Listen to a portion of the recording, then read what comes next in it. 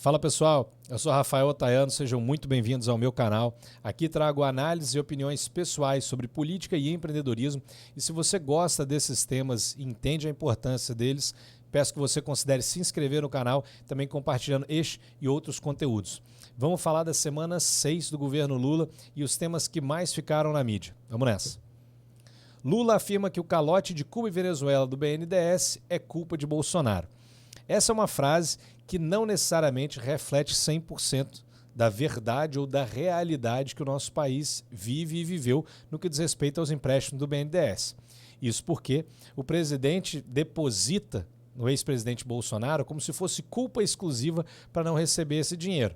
Isso seria equivalente a uma fake news.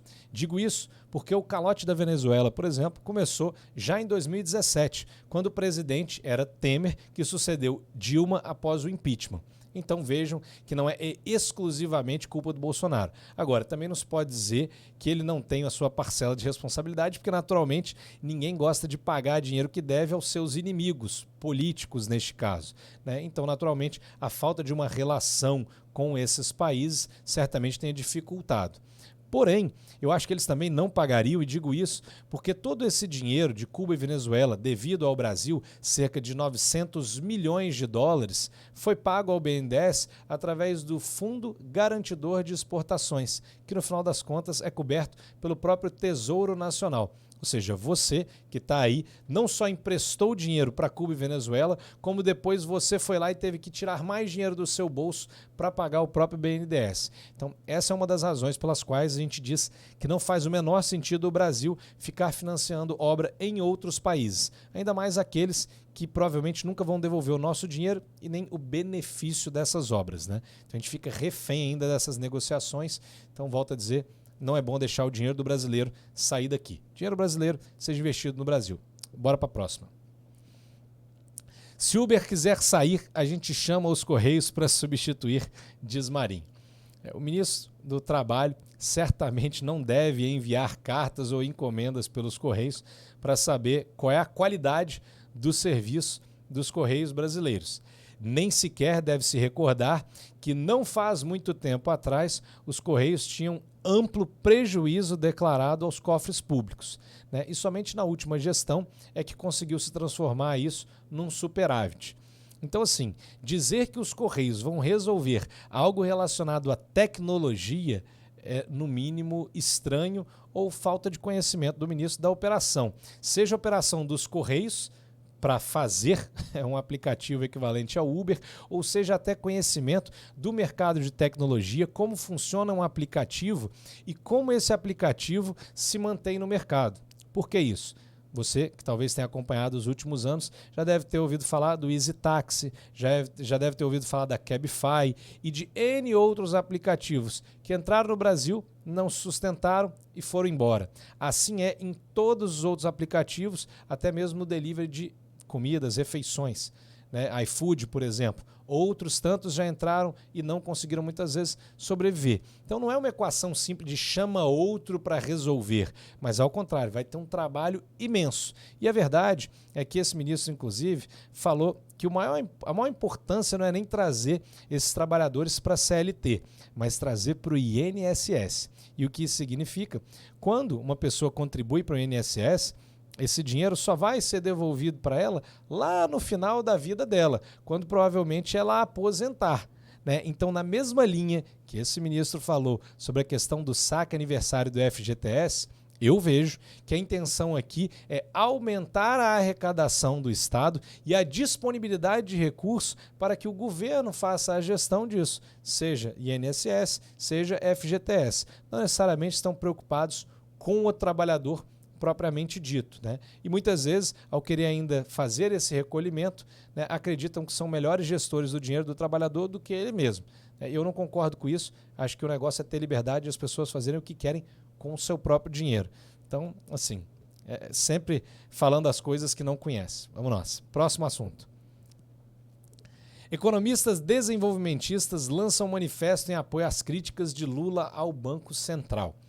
Como eu já havia falado, a narrativa ela é sempre criada a partir do seu líder, no caso o presidente Lula, e na sequência todas as outras pessoas que o apoiam seguem fazendo eco daquela narrativa. Nesse caso, é a crítica ao Banco Central e às elevadas taxas de juros no Brasil. Qual é o detalhe disso agora? Esse manifesto dos economistas também vem acompanhado de protestos físicos em frente à sede do Banco Central. Agora, olha o detalhe de quem vai estar nessas manifestações, nesses protestos. Sindicalistas, mais representantes do PT, PSOL, PCdoB, CUT, MST, Força Sindical, Frentes Brasil Popular, Frentes do Povo Sem Medo, né? E assim, eu acho que a melhor pessoa, por incrível que pareça, que resumiu tudo que eles estão querendo aqui, foi a presidente Dilma, numa frase que ela fala o seguinte: é preciso entender e defender o governo. Então, assim, como que eles acabam revelando o intuito disso? Ninguém quer baixar a taxa de juros para melhorar a vida do cidadão. Ninguém quer baixar a taxa de juros para que o país possa se desenvolver. No final das contas, a gente sabe, o que se quer é baixar a taxa de juros para que o governo possa fazer aquilo que ele quer, qual seja liberar dinheiro barato, seja para financiar as próprias pessoas, o próprio cidadão, abrindo crédito para ele, aquela sensação de eu tomo dinheiro, gasto dinheiro e minha vida melhorou, ou para as empresas, naturalmente, se você der crédito barato, nenhum empresário é bobo, né? Vai pegar esse dinheiro e vai investir. Né? Então, de novo, as coisas vão acontecendo. Só que isso não é uma coisa perene que vai manter ao longo do tempo. Porque muita gente vai pegar dinheiro, vai se endividar, o que não significa que as coisas vão estar sendo feitas na ponta do lápis, mas muitas vezes vão estar sendo aproveitadas para não perder essa janela de oportunidade de dinheiro barato. Né? E na tendência, no final das contas, é a gente ter ainda mais inflação, né? E as contas do país ficarem cada vez piores. Isso vai ser ruim para o próprio trabalhador, vai ser ruim para o empresário. A gente já viu esse filme antes, então assim, não é algo que eu recomendo. Então, bora para o próximo tema. Depois de sigilo sobre imagens, deputado quer CPMI das manifestações. Pois é, o governo não liberou integralmente as gravações das invasões nos 3 poderes. E por que isso é estranho? Se o governo é justamente quem mais tem sido interessado em punir as pessoas e identificar tudo o que aconteceu, falhas das pessoas, sejam falhas de governantes, seja de autoridades, seja da própria segurança, né? O governo não deveria querer agora bloquear essas imagens, né? Ou dar sigilo a essas imagens, né? E justamente nessa linha é que um deputado pediu uma comissão parlamentar mista de inquérito. Significa que nós vamos ter deputados e senadores investigando mais essas informações. E é importante por 2 motivos. O primeiro, todas as pessoas querem clareza do que aconteceu, né, e de quem são os responsáveis. Todas as pessoas querem que esses responsáveis sejam punidos. Mas mais do que isso, né, é do interesse de todos os parlamentares, deputados e senadores se manter de forma fortalecida a democracia brasileira. Então a gente não pode deixar exclusivamente a cargo do executivo investigar quando as 3 sedes dos poderes, judiciário, legislativo e executivo, foram atacadas. Então acho que nada mais correto do que envolver outros atores para que a gente possa chegar ao fundo do poço, por assim dizer, no aspecto de investigação, né? E não deixar a narrativa ser controlada por aqueles que talvez não queiram investigar tudo, mas queiram dizer aquilo que interessa. Então a gente tira isso do caminho, mantém a clareza e acho que inclusive a gente pode trabalhar para que isso sirva realmente de pacificação para o nosso país seguir em frente. Então, bora para o próximo tema. Dilma deve receber salário de pelo menos 290 mil na presidência do Banco dos BRICS. Então vamos lá, o que se trata isso? O presidente Lula indicou a ex-presidente Dilma para ser a presidente do Banco dos BRICS. O que é o Banco dos BRICS? Brasil, Rússia, Índia, China e África do Sul. O banco reúne hoje cerca de 32 bilhões de dólares investidos em cerca de 96 projetos espalhados nesses países e outros países emergentes. Esse grupo, ele representa hoje, para vocês terem uma ideia, 26% do PIB mundial e 46% da população. Então vejam que, de fato, é um banco relevante, dinheiro relevante, né, e realmente vai trazer aí um holofote sobre o Brasil, uma vez que a presidente Dilma vai ser a primeira mulher brasileira a estar na presidência do banco, o que é bastante relevante. No entanto, a gente não pode perder de vista que a presidente Dilma Rousseff sofreu um impeachment, o que naturalmente define, ou pelo menos põe em xeque, a capacidade dela de fazer a gestão à frente de um banco dessa magnitude. O que eu acredito, e que poucas pessoas têm falado e a mídia não tem dito, é que a própria indicação da presidente Dilma para este banco já era um intuito, inclusive, de trazer dinheiro do banco para investimento no Brasil ou em países aliados do presidente Lula. Então, assim, eu não me espantaria se a gente começar a ver dinheiro do Banco dos BRICS vindo para o Brasil e dinheiro do BNDES, que deveria ficar no Brasil, indo para a Argentina, indo para a Venezuela, indo para Cuba.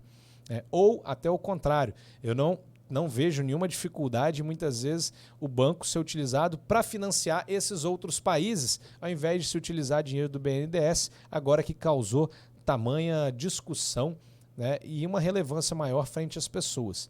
Então, assim, eu ainda acredito que a gente vai ver numa sequência lógica aí qual é a finalidade por trás dessa indicação. E, mais uma vez, demonstra que não necessariamente o critério técnico de competência, né, é o melhor para indicar pessoas, mas muito mais o de amizade. E digo isso porque a presidente Dilma Rousseff não é uma pessoa que tem larga experiência no aspecto bancário, de bancos, e, ao contrário, demonstra que talvez não tenha esse conhecimento. Tanto é que sofreu impeachment justamente pelas questões das pedaladas fiscais. Então, assim, não acredito que tributário seja o forte dela. Então, nós vamos ver o que vai acontecer. Torço que dê certo. No final das contas, é o Brasil, em última instância, que vai ser prejudicado ou não por isso. Mas a gente vai descobrir o que vai acontecer. Próximo tema. FAB prorroga para até 6 de maio liberação de voos privados para saída de garimpeiros na terra Yanomami. E uma outra diz assim: governo federal libera acesso de barcos para retirada de garimpeiros da terra Yanomami. Com isso você percebe que o governo federal, que havia num primeiro momento fechado o espaço aéreo pela Força Aérea Brasileira para quaisquer aeronaves, tinha fechado todo o acesso por rios, e inclusive a Polícia Federal vinha prendendo pessoas e as interrogando, agora já mudou. Então até escrevi no tweet que era o seguinte: garimpeiros... olha como é que foi isso. Garimpeiros cercados, mas nem tanto. E por que nem tanto, né? Uma vez que você libera esses voos particulares, libera essas embarcações, essas pessoas têm agora trânsito livre. E se vocês lerem as matérias, inclusive a mídia fala que é a saída pacífica dos garimpeiros. Mas a pergunta é a seguinte: a gente não tem, como dito, um crime contra a humanidade acontecendo em terras Yanomamis? Parte disso não é exatamente pela exploração ilegal, pelos garimpos? Então, como é que você vai liberar pessoas que até então estavam de fato cometendo crimes para irem embora sem prestar nenhum esclarecimento, sem colher nenhuma informação ou sem investigar para possíveis provas?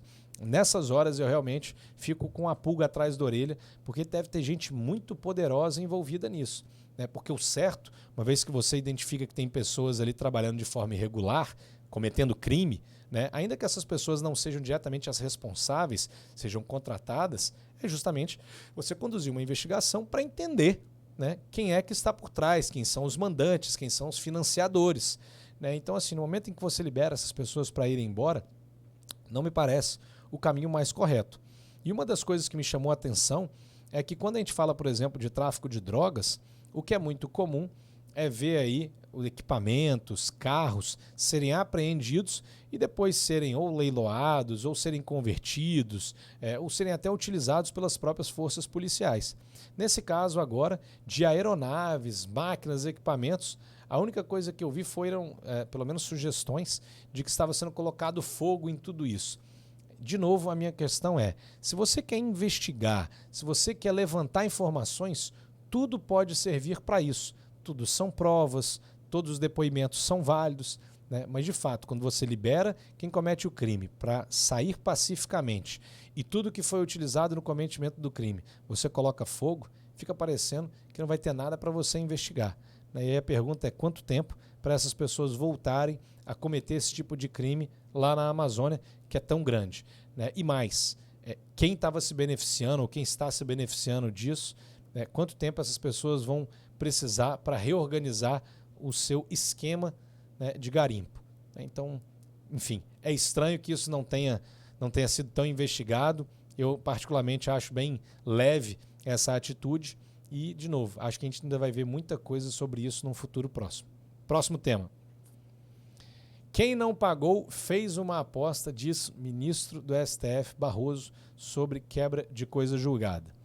Para quem não está a par desse assunto, nos últimos dias o STF fez uma nova formulação, um novo julgamento, onde ele mudou o entendimento sobre a coisa julgada tributária. Fazendo um resumo bem superficial do direito. A coisa julgada é aquela que, uma vez julgada, não voltaria atrás. Mas agora, no que diz respeito à questão tributária, ela pode voltar atrás. Você teria aí um questionamento que é do princípio da irretroatividade ou não retroatividade, de modo que, uma vez que haja um novo entendimento por uma corte superior, esse entendimento passaria a valer a partir dali. E isso que tem causado justamente esse impacto gigante e, inclusive, deu essa frase do nosso ministro, né? Quem não pagou fez uma aposta. Isso gera uma tremenda insegurança jurídica, porque a gente está falando de um julgamento que teve data lá em 2007. E o que me causa estranheza é justamente o timing das coisas, o momento, né?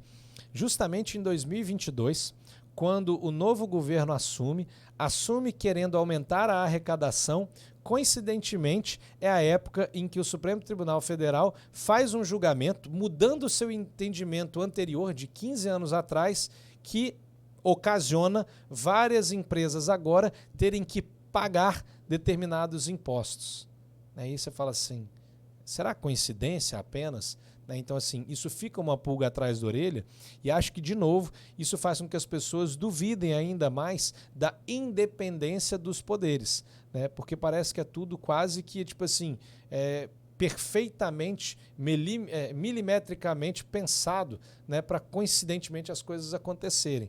Né? Então, assim, vai encher o caixa do governo, ao mesmo tempo que gera insegurança jurídica, isso não gerar um impacto que a gente pode, às vezes, gerar algum tipo de demissão ou prejuízo para as empresas, né? E leva para aquela frase que a gente fala assim, empreender no Brasil não é para amadores, e agora tem uma nova frase que fala o seguinte, no Brasil, até o passado é incerto.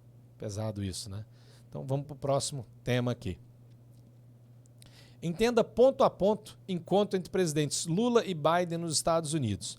O presidente Lula segue na sua agenda de visitar inúmeros países, começou pela América Latina, América do Sul, e agora foi visitar o presidente Biden dos Estados Unidos. O que eles trataram basicamente? Relação do Brasil e Estados Unidos, fortalecimento da democracia. Quando se fala de fortalecimento da democracia também, é interessante comentar que o presidente Biden ele sofreu bastante na campanha contra o Trump, Donald Trump, quase esqueci o nome aqui, ó. E da mesma forma, o presidente Lula sofreu bastante na campanha contra Bolsonaro. E nesse aspecto, tanto Lula quanto Biden representam o que seria a esquerda, né? E Trump e Bolsonaro representam o que seria a direita, ou a extrema direita, como eles assim conceituam.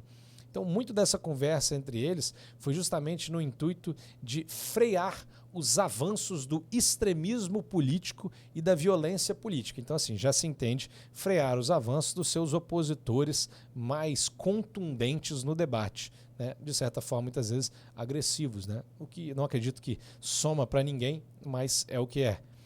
Outros assuntos que eles falaram, direitos humanos, crise climática, rejeitar o extremismo, violência política, como eu já havia mencionado, inclusão, gênero, direito de minorias, paz e guerra. E aqui, muito interessante, porque eles falaram sobre a questão da guerra na Ucrânia e Rússia, né? E daí o presidente Lula, numa fala, sugeriu a criação de uma comissão com países pela paz.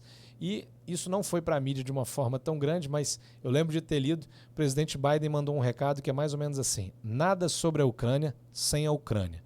Então, o recado já está dado. E um detalhe foi que o presidente Lula também tinha uma expectativa de conseguir captar um valor maior dos Estados Unidos para a preservação da Amazônia.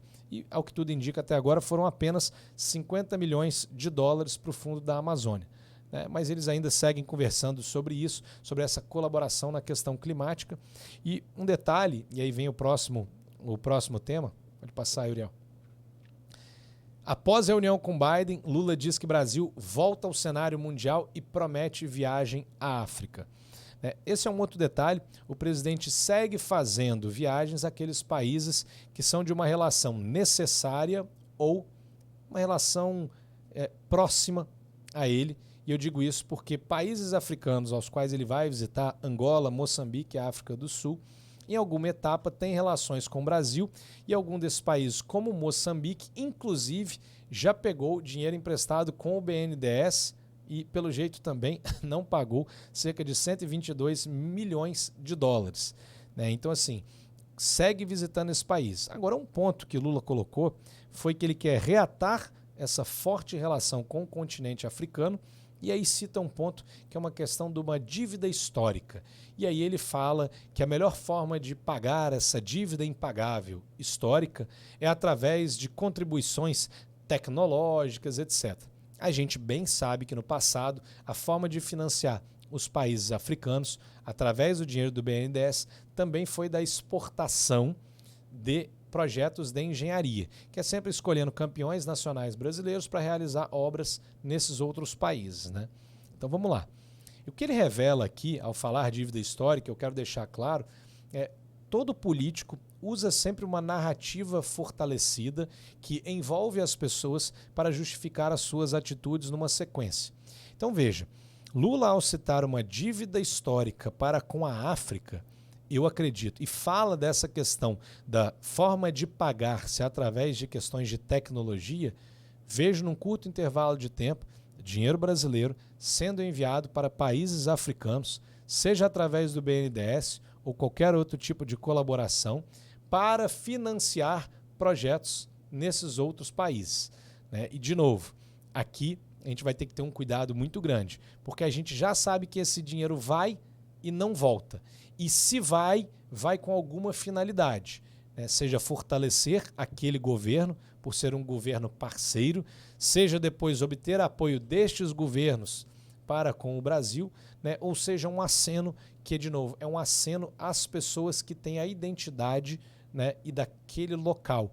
Então seria aí poder dizer que Lula estaria fazendo o aceno às pessoas com raízes africanas. O que não tem de forma nenhuma nada de errado, ao contrário, é legítimo o político fazer isso. Agora, a forma de se fazer isso é uma forma que eu realmente não concordo. Porque, de novo, se nós no Brasil temos raízes históricas africanas, então o investimento desse dinheiro deveria ser no Brasil, para que essas pessoas, nas suas raízes brasileiras, pudessem se beneficiar desse investimento. E na África, não necessariamente, a gente vai conseguir ter essa resposta, a gente não consegue gerar esse benefício imediato e muitas vezes, dependendo de quem é o governante ou o governo que está nesses países, a gente nem sequer sabe se esse dinheiro efetivamente vai para aquilo que é proposto. Então, esses foram os temas da última semana e deixo aqui o registro. Se você acredita que tem temas importantes para a gente falar, seja das semanas anteriores ou dessa próxima semana, registre seu comentário, compartilhe esse conteúdo e até a próxima semana.